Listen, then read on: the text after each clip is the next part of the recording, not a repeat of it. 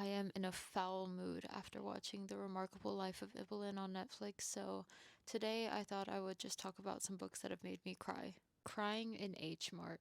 This is partially a memoir about Michelle Zauner's life, how she grew up, but it's mainly about the dynamic between herself and her mother, especially as her mother is sick from cancer and eventually passes away. I pretty much cried throughout the entire book. Thinking about it is I personally grew up with something called death anxiety. I would cry on the way to school in my dad's car.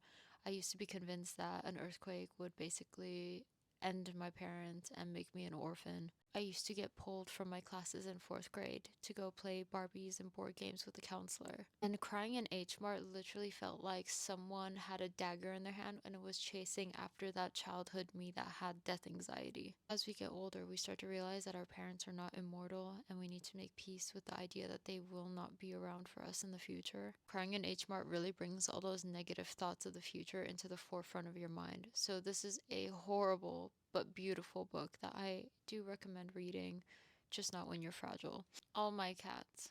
I've said time and time again how much I despise this book. However, I do have to give it its flowers for storytelling. Being able to elicit viscerally negative reactions from your reader, whilst not exactly enjoyable, is a pretty good indicator that you're a good writer. This is a somewhat memoir, somewhat confession by Bohumil Hrabal.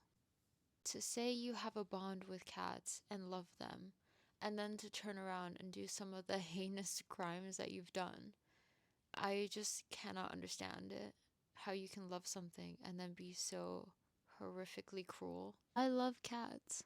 I have my first cat tattooed on me. The things that happen in this book as a cat lover are just a little bit too much for me personally, but I do believe it deserves its flowers. My Sweet Orange Tree.